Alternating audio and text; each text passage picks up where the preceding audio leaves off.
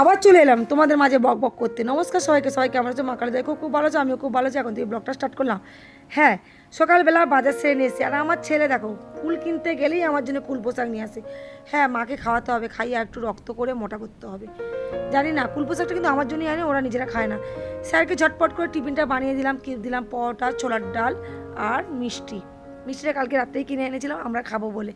রাত্রে জানি রান্না করবো না, মুড়ি ভিজিয়ে আর একটু মিষ্টি দিয়ে খাবো, খুব ইচ্ছে ছিল, কিন্তু সেটাই আর হলো না। রাত্রেবেলা রান্নাই করেছিলাম, তোমাদের দেখানো হয়নি। স্যার যেহেতু তাড়াতাড়ি চলে যাবে, স্যারকে বাইরে থেকে টিফিন এনে দিয়েছিলাম। আর আমরা এখন রুটি করব, রুটি আর আলু ভাজা। চটপট মাখাতে লেগে গেলাম। হ্যাঁ, তোমার দাদাভাই কিন্তু কলকাতায় গেছে, ভোরবেলা কলকাতায় গেছে। আর তোমাদেরকে দেখানো হয়নি, ঘুমিয়েছিলাম। বাসটায় গেছে না, তার আগের বাসটায় আমাদের এখানে অ্যাক্সিডেন্ট হয়েছে একটা লরির সঙ্গে। আর আমি তো জানতামই না, আমি যখন জানতে পারলাম বিকেলবেলা, সারাদিন ওনাকে ফোন করাই হয়নি, তখন যাতে শুনলাম তখন আমি ফোন করেছিলাম, উনি জানে এইসব। আর আমি যখন শুনেছিলাম আমার তো গা হাত পা একদম অলরেডি কাঁপছিল।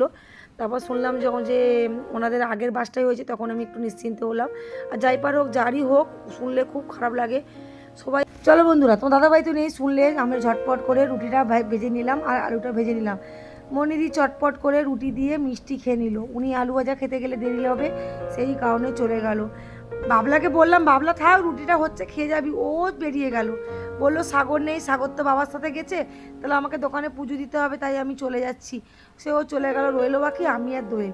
আলুটা অল্প করেই ভাজা হলো, যেহেতু রুটি আলু ভাজা আমরা খাবো, আর কেউ তো নেই।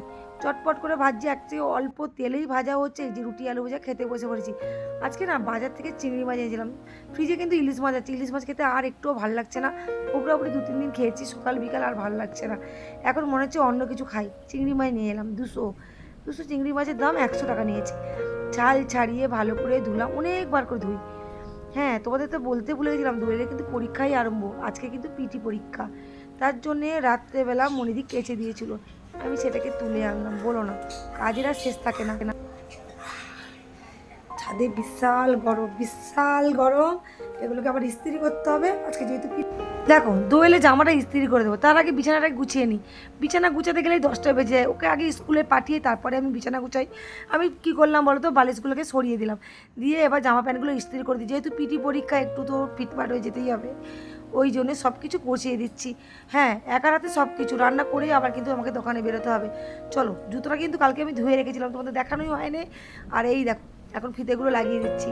মেয়ে কিছুই করে না, মেয়ে শুধু পড়ে আর স্কুলেই যায়, বাদ বাকিগুলো করে দিই। যেহেতু এখন করে দিচ্ছি, বড় হলে ওর কাছে শিখতে হবে বলো, বললেও শোনে না আর করেও না। চলো বন্ধুরা, ওই যে বেরিয়ে যাচ্ছে, টং টং টং টং করে বেরিয়ে যাচ্ছে পরীক্ষা দিতে, আমাকে প্রণাম টনাম করে। এইবার চলো রান্নাটা চাপিয়েই দিই। আজকে করছিলাম চিংড়ি মাছের ঝাল, তার জন্য কী করেছিলাম, আলুটাকে আগে ভেজে নিয়েছিলাম, চিংড়ি মাছটাকে তো ভেজে নিলাম, আদা রসুন পেঁয়াজ বাটা, সঙ্গে ছিল জিরে, একসাথে মিক্সারে বেটে নিয়েছিলাম। আর ভীষণ টেস্টি হয়েছিল। কালার দেখেই নিশ্চয়ই তোমাদের মনে হচ্ছে কেমন লেগেছে বলো তো বন্ধুরা, ভীষণ সুন্দর। চলো, আমি কিন্তু একটু না গায়ে গায়ে ঝাল করেছিলাম, আর চিংড়ি মাছের ঝাল খেতে খুব ভালো লাগে। চিংড়ি ভাতে প্রচুর খাওয়া হয়েছিল, কিন্তু চিংড়ি ঝাল এবছর প্রথম খেলাম, কড়া চিংড়ি ঝাল। আমরা বর্ষাকালে কড়া চিংড়ি প্রচুর খাই, কারণ চিংড়ি মাছ দিয়ে বিভিন্ন রেসিপি আমাদের সবই ভালো লাগে। চলো বন্ধুরা, এবার কিন্তু চিংড়ি মাছগুলোকে দিয়ে দিয়েছিলাম, দিয়ে এবার কিন্তু নামিয়ে নেবো। চিংড়ি মাছের ঝোল একটু একটু থাকলেও বসে যায়, বসে গেলে না মানে খুব একটা ভালো লাগে না, একটু একটু ঝোল থাকলে ভালো লাগে। আর বাবলা যে কুল পোশাকটা এনেছিল তোমরা যে দেখলে, হতো না একটা বেগুন দিয়েছিলাম, আর দিয়েছিলাম একটা আলু ছোটো ছোটো করে কেটে দিয়েছিলাম, তার সঙ্গে দিয়েছিলাম কাঁচা লঙ্কা, একসাথে সিদ্ধ করতে বসিয়ে দিচ্ছি।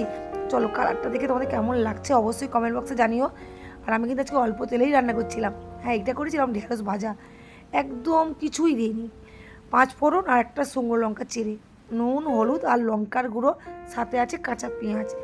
সত্যি একদিন মশলা ছাড়া যে এত সুন্দর রান্না হয় ভাবা যায় না, হয়তো মন দিয়ে রান্না করছিলাম বলে হয়তো। চলো, শাকটা কিন্তু সিদ্ধ বসিয়ে দিয়েছি। শাকটা কিন্তু আমি দেরি করেই করলাম, কারণ কী বলো তো, গরম গরম খাবার মজাটাই আলাদা। চলো, ঢ্যাঁড়সটা কত ঢ্যাঁড়স দিলে দেখো, ভাজতে ভাজতে কত কমে গেল। এইসব ঢ্যাঁড়স ভাজা আর ঝরঝরে ভাত দুর্দান্ত লাগে। দাদা ভাই বলে ফ্রিজের মধ্যে তরকারিটা রেখে দিলাম, দিয়ে আমি খেতে বসে বললাম, উফ আজকে যা খাবো না, কুলপো শাকটা ভীষণ খেতে ভালো লাগে। যখন দোয়েল পেটে ছিল প্রত্যেকটা দিন কুলপো শাক খেতাম, হয়তো দোয়েলের চুলটা এই জন্য এখন বড় বড় হয়েছে, আর ঘন আর মজবুত হয়েছে। মজবুত মানে একদম আমার থেকে যথেষ্ট ভালো চুল আছে।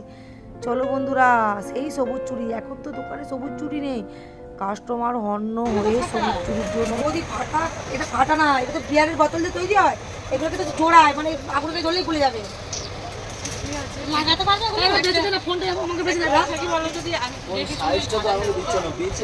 বৌদির সাইজটা দেখে নেই, 24-26 লাগবে।